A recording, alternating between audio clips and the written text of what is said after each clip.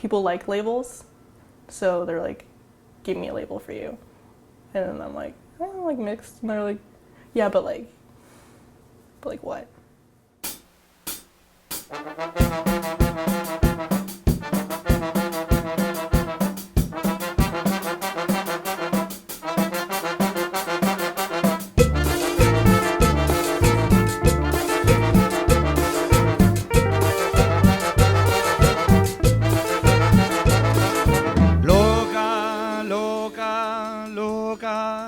Te volviste loca y disparaste frente a mí, que te habías enamorado hace unos años sin decir. My dad actually became a refugee because he was thrown into the back of a van by some government, you know. There was like weird, like, because it's a very violent country, Honduras. So there's a lot of like political interference. So he was thrown into the back of a van and told that if he kept trying to help people get their papers to vote, they would kill him and his family. When I was like a kid, like my mom had all of like my dad's stuff still in like a little box. And I was like looking through it one day because I was like, I miss my dad. And then, like I came across it and I was like, I know this handwriting, like this is my dad's handwriting. And I like looked through it and I was like, whoa, like this is his like letter, like it's a statement of intent for like entering the country. And like he'd written it all out and it was like, my mom had never mentioned it, my dad never talked about it. So like everything kind of feels like a secret. And like, I don't know how to access any of it. And so like finding that place, like I don't know how to access.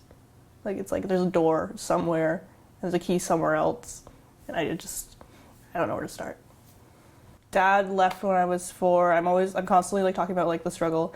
Because it's just like, I'm like, yeah, I grew up poor, like, didn't have a lot of, like, money, and they're like, oh, yeah, like, it's hard when, like, your family is, like, immigrated and stuff, and I'm like, oh, no, like, it's just because my mom, like, had severe mental health issues. Apparently, my mom taught Spanish at some point in her life, and I think that's why she was so involved with the Latino community, but my dad never taught me Spanish, my mom never taught me German, or, like, any other language, like, I tried to do French in like the 6th grade and I was so much out of school because of my mom's mental health issues. Like I would stay home with her or go out with her if she was being like having an episode. But yeah, I just didn't pick up any languages, and then French was just like so confusing for me and it felt so like invasive and like foreign, and I was like, I understand English fine.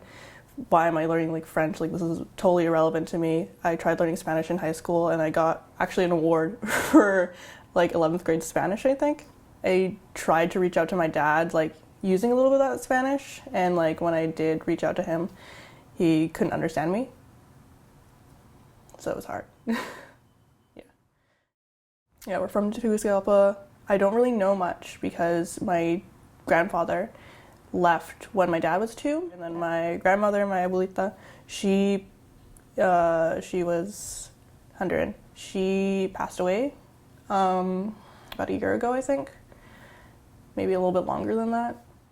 But yeah, my dad, he told me that she passed away, like my abuelita passed away, and it was like really hard, and we just kind of like sat and like cried for a little bit together. And it's like, it's so weird when I see my dad, like I feel like he always cries, but like he can't communicate why, like, and then I end up crying and like we both just cry. Like when my when my German grandma passed away when I was in the 4th grade, he came to the memorial and we were at the German house. Like there's the German house on, I think, is it Fraser? I don't even remember where it is. There's like a Dairy Queen and then there's the German house.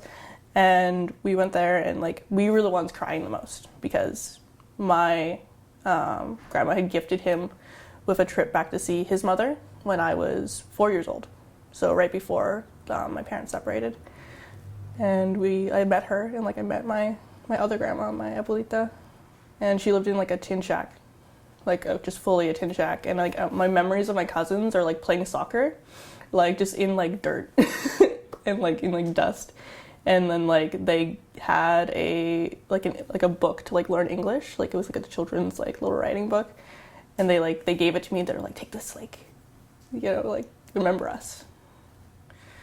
Yeah, I went to go see my abuelita, and I met her, and it was like, I don't know, she was so small and like brown, and I was like, whoa, like I'm brown, because like growing up, like again, like I had Punjabi friends and like East Asian friends, and like there was like maybe, I think there was literally one black kid at my school, and like everyone around me, because they were all like, generally everyone was Asian or you were a white kid, so they were like, oh, you're not Asian, so you're white. And like I remember like vividly like being on the playground and like seeing like an older kid that was new, like I think I was in like maybe the 3rd grade and he was in the 6th grade, and I was like, you're me, you're like me, I see you, like you're Latino, like I get it. I don't really know what my culture means, so like am I just a white person? I don't really feel white.